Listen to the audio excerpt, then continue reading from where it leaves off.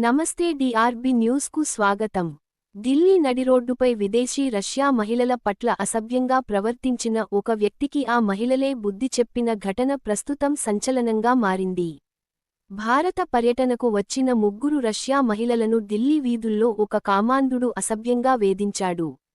ఆకతాయి చేష్టలకు భయపడకుండా ఆ రష్యా మహిళలు అత్యంత ధైర్యంతో అతడిని ఎదురుదెబ్బ తీశారు.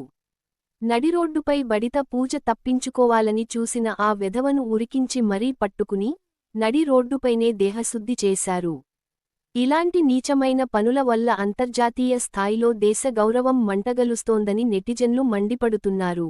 మహిళల ఆత్మగౌరవాన్ని దెబ్బతీసే ఇలాంటి కీచకులపై ప్రభుత్వం కఠినమైన చట్టపరమైన చర్యలు తీసుకోవాల్సిన అవసరం ఉంది.